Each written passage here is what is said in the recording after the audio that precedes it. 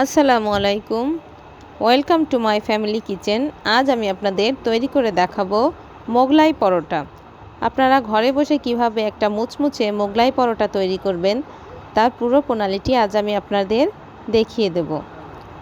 তো চলুন দেখে নেওয়া যাক কীভাবে আমি তৈরি করেছি একটা মুচমুচে মোগলাই পরোটা।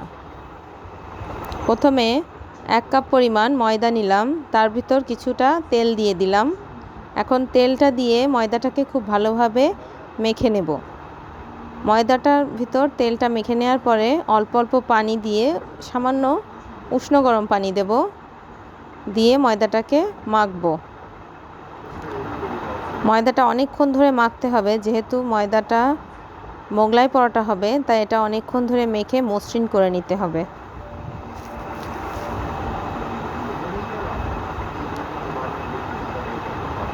ময়দাটা যদি কম মাখা হয় তাহলে পরোটাটা খুব ভালো হবে না। মাখার পরে 10 মিনিট রেস্টে রাখবো।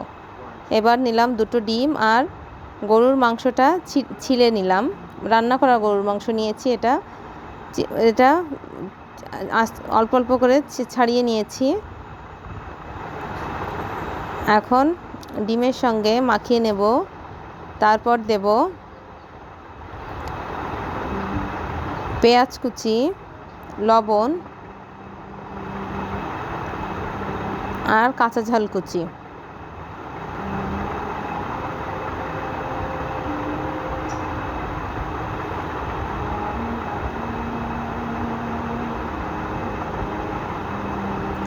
এবার কিছুক্ষণ একটু মেখে নেব। তারপর দিলাম জিরা গুঁড়া।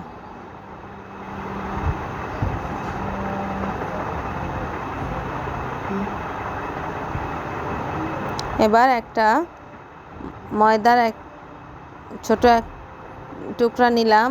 এবার একটা বড় সাইজের পাতলা করে রুটি বেলে নেব।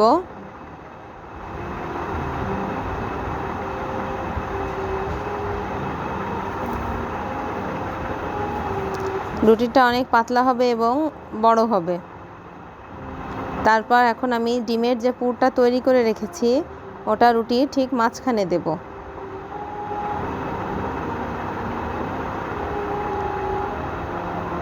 মাঝখানে দিয়ে এবার একটা ভাঁজ করে নিব।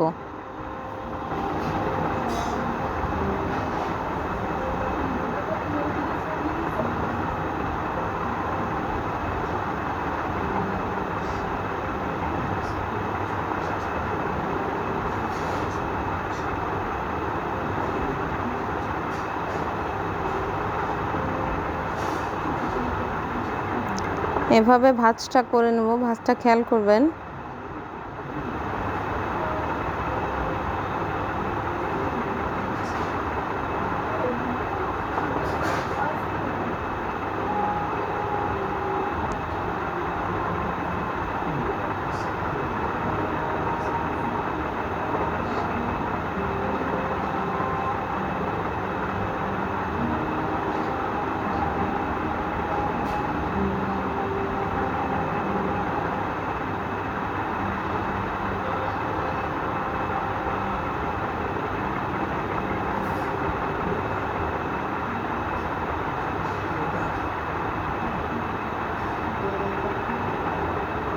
এখন একটা প্যানে তেল নিয়ে তেলটা কিছুটা গরম হলে আমি মোগলাই পরোটাটা তার ভিতর ভাজবো।